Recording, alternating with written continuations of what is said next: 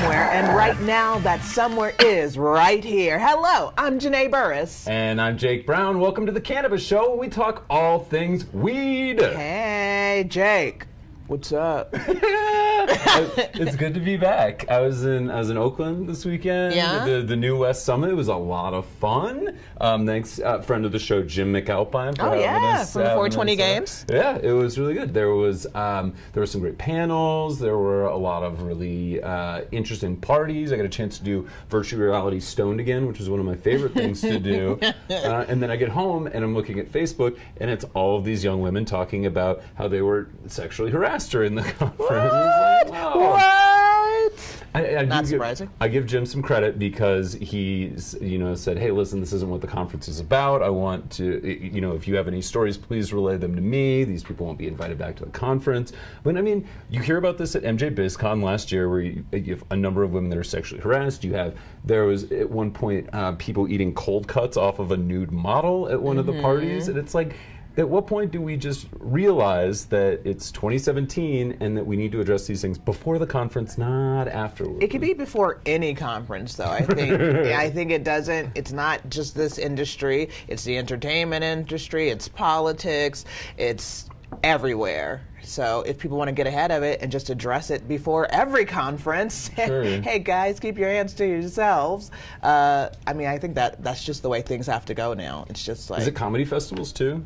Well, here's the thing about it. I have almost grown out of that, being privy to the harassment. But I do remember being a younger woman and feeling a little bit powerless in those situations. It is everywhere. I feel like powerless is such a key term, too, because it's like all of these, very we're business guys, and they're in Vegas for like MJ BizCon, and we're just going to we're Playboy, and it's like, it's such an old, stale mentality. Yeah, if some of the good guys could start talking to everybody and being like, hey, it's abnormal what you're doing. Well, it's sort of normal, but it's not very nice what you're doing, the way you're treating the women in your industry. You're making it uncomfortable. You're making it difficult for them to get their work done and succeed in their work. Like, if decent people could start talking to these other people, and I don't know, we gotta keep the conversation going and start to make some changes, start to demand some changes, demand some better behavior out of people. And guys holding other guys accountable. Guys holding other guys accountable. Change the culture. It's absolutely a thing that happens, I think, in every industry to women. It's just the history of people. Yeah, and it's the history of man. But the cannabis industry, we could be better than that. You could be better. It's a new burgeoning industry anyway. Let's start it off well. How was your weekend? What did you do? Did you get sexually harassed? I'm sure at some point. Sure. Nah. I've been watching the Dodgers. Let's go Dodgers. That's it. That's the best thing that's been happening this weekend. Dodgers are 3-0 going into Chicago. I will root for the Dodgers now that the Red Sox are out. You have my producer Vince just fist in the air. I don't know if that's pro Dodgers, anti Red Sox. Either way. Yeah, a lot of Screw you, PV. a lot of my Rockies friends have gone a little internet quiet on me. What's up, boo? What's up, Marcelo? What's up? Let's talk. What's up, Adam Caden Holland? Let's talk, y'all. Oh, good luck to the Dodgers, I guess. And can we both agree, death to the Yankees? Death to the Yankees, Death to the Yankees. All right, now it's time for the Weekend Weed. And I want to start in Northern California because this is a story that hits particularly close to home for me, because I know a number of people affected by the wildfires that have decimated the region. Thankfully, they weren't hurt, but some have lost friends, and almost all of them know someone who's lost a farm. Our own Bruce Kennedy has a story for the Cannabist, touching on how this could affect up to 17,000 farms in Mendocino and Sonoma alone. And that includes smoke damage to plants, which essentially renders them useless. When I was in San Francisco for the summit last weekend, there were people talking about 5-pound bags going for $1,000, where Cannabis Benchmarks has that price for the market at $14.45 for 1 pound. I think what makes this truly devastating is that most of these farms get one harvest a year, that's it, and that this is a catastrophic loss. There's no federal crop insurance, and a lot of these farmers don't have access to banking, so you have people that are burying cash that could be lost as well.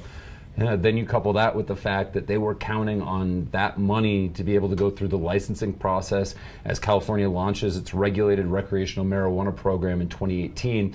And this is something that a lot of good people just won't come back from. If you're watching in NorCal, know that people around the country have you in their thoughts. And I'd encourage everyone to go find an organization that's dedicated to supporting relief efforts specifically for growers. And also a big fuck you to WePay, who is holding over $13,000 of donations that were made online specifically to go to growers. Janae? What's their excuse for holding this money? No, it's weed money. It's weed money. Yeah, it's weed money. So, you know, I mean, these people are involved in a tragic disaster. They raised it through one of the more reputable sites, youcaring.com. And this wasn't all weed money. These were, you know, just regular people trying to help out. And now they won't release the funds. And there are people out there with no homes, no money, nothing right now that have lost family members, friends, and it's disgusting. Yeah. Okay. Hey there, bravo to Representative Tom Marino, Donald Trump's nominee for drug czar. Thank you for having the decency to remove yourself from consideration for the position due to the conflict of interest created by your involvement in essentially aiding an increased distribution of opioids in our country. Yep, not taking a position where you could continue to profit from this country's devastating drug epidemic is the height of decency shown by Trump nominees. Previous Trump nominees include Betsy DeVos, billionaires to the Amway fortune, and part of a family who has given millions to advance their radical school privatization agenda. She's our Secretary of Education, y'all. Also lacking in the decency Marino was able to show is Trump nominee Rex Tillerson, current head of the Environmental Protection Agency and former CEO of ExxonMobil. You guys, hello. Senator Minority Leader Chuck Schumer is quoted as saying that confirming Marino as our country's drug czar would be like putting a wolf in charge of the hen house. The Washington Post reported that Marino, as well as members of Congress and some of the nation's major drug distributors, helped to create industry-friendly laws which derailed efforts which would have limited the flow of opioids. Those painkillers eventually led to tens of thousands of deaths. Up next is Trump's nominee for drug czar, El Chapo. Jake? One of our top stories this week was what researchers claim was a reversal in overdose deaths caused by opioids here in Colorado in the 2 years after legalization. I'm just crushing it on the funny stories this week. People losing everything in fires, people ODing. Jake, your sense of humor. Woo! No, this one's actually positive, as the American Journal of Public Health looked at the data starting in 2014 after adult use dispensaries opened their doors, according to the Washington Post, Christopher Ingram. The study controlled for medical weed by skipping over our lame neighbors to the west in Utah and looking at Nevada, which had an MMJ program at the time, but no recreational chronic. Even after taking into account the numerous other factors, they still came up with a 6.5% drop in deaths. And that's substantial when you see numerous states continuing to climb. Dr. Larry Wolk, who serves as the executive director of the Colorado Department of Public Health and Environment, warned that, quote, anything that does get published at this point should be considered preliminary data, unquote, which is something the authors of the study readily acknowledged. But you also have Robert Valick, coordinator of the Colorado Consortium for Prescription Drug Abuse Prevention, noting that deaths from heroin have been rising as people often switch to the harder stuff when they can no longer get a prescription. Personally, knowing people that have kicked both prescription opioids and heroin thanks to weed, and with a number of guests on this very show claiming the same, it's my opinion that it's only a matter of time until the science comes in. Janae? After finding out that a story posted by Amherst, New York police was an April Fool's Day hoax, Dave Guatro is doubling down and saying that hiring drug-sniffing bunnies could actually work. Hold on there. Did I just say drug-sniffing bunnies? I sure did, Janae.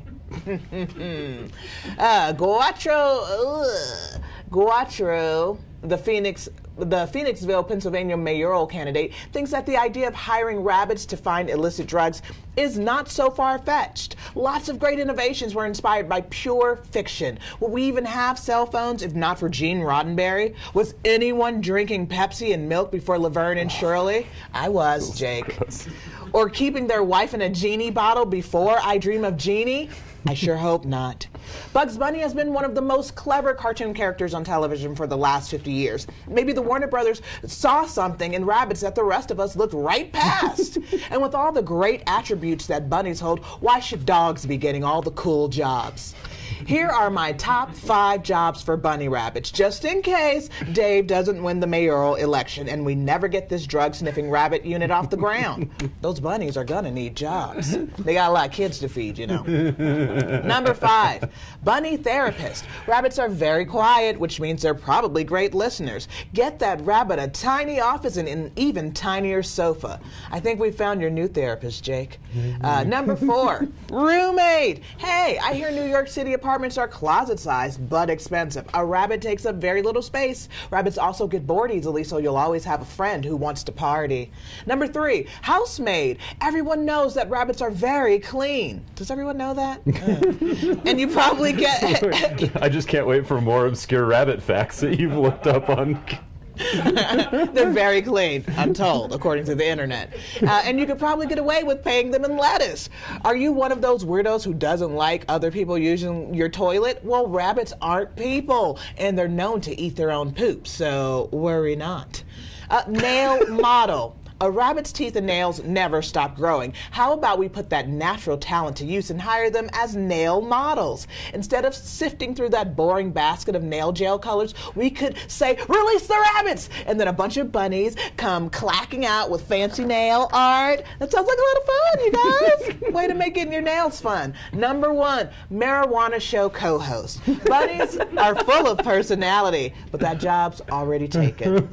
Jake? This is the best. At one point, I just was like, I'm gonna Google rabbit facts, and the top questions are: do rabbits have feelings for their owners? Which is just like, you are single if you're typing that in. They're like, I hope. Yeah. I hope. Are rabbits fragile? Which is like, can I hug him and hug him and hug him, George? You need a turtle and or squeeze him, something. George. Oh, man. And then my favorite one was, how do you get a bunny to like you? Oh, sad people on the internet. What's sad? Oh, that's, I don't even, is there an answer? I think it's just feed it. But yeah, bunnies, they don't like to be alone. I love rabbit jobs. Yeah, I don't want all these, the dogs are getting all the cool jobs, man. These rabbits got to work too.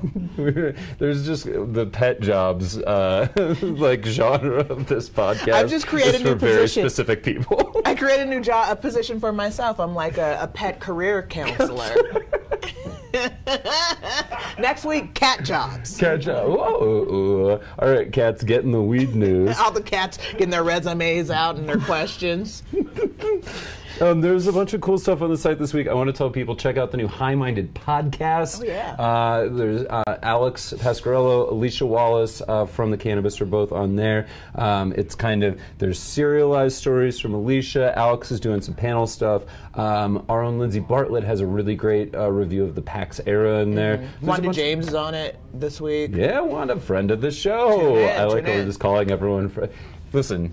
You want to be a friend of the show? Send me an email, jake@thecannabist.co, because that's an email address that will exist in a few days. All right. For more on this and all of the stories from the week in weed, visit us online at thecannabist.co. Now, this week, the state of Colorado held a public hearing asking for the people for opinions on proposed marijuana regulation changes. We wanted to know what the people knew about the existing regulations, of which there are more than 400 pages. Combined medical and retail. So Janae and producer Vince headed out to the People's Republic of Boulder this week to find out. Hey! Feels good to get out of the studio, get out here, get some fresh air in Boulder, beautiful Boulder. I stick out a little bit in Boulder, I noticed.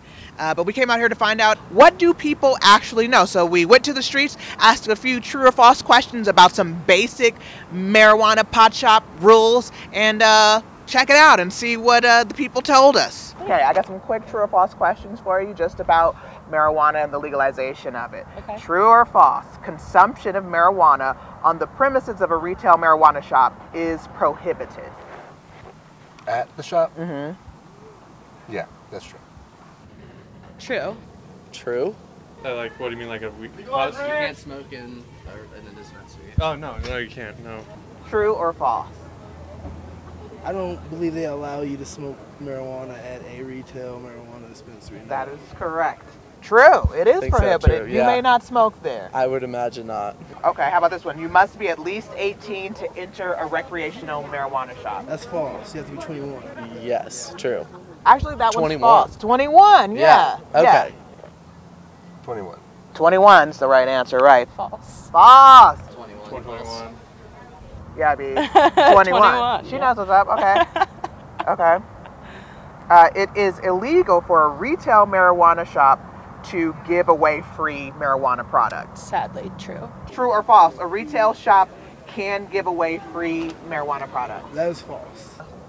False. False. That is false. Have you gotten free? I've gotten it Yeah, for a I cent. got free. Yeah, like, I'm gonna go with I went false. to Green Solution on my birthday. Don't say that. You'll get them in trouble. That shit's illegal. True or false? You can sell marijuana over the internet as long as you're 21 and have a retail license. I've heard situations where people have bought marijuana over online, but it being legal, I'm not sure. Ooh, I don't know. I would say that's false. No. I'm gonna have to say false on that one. Have a retail license. Definitely false. No. I thought that one was gonna trick you. No, you can go to the dark webs and shit, but it's not. You can get shut down for Is that. that something you would even consider doing with buying? No. You think in the future you could like order through Amazon Prime or something? I mean, no. Not I would even just say no in to the that. future. Oh man, I wish I could sing. I felt like the urge to sing, except the ability wasn't there.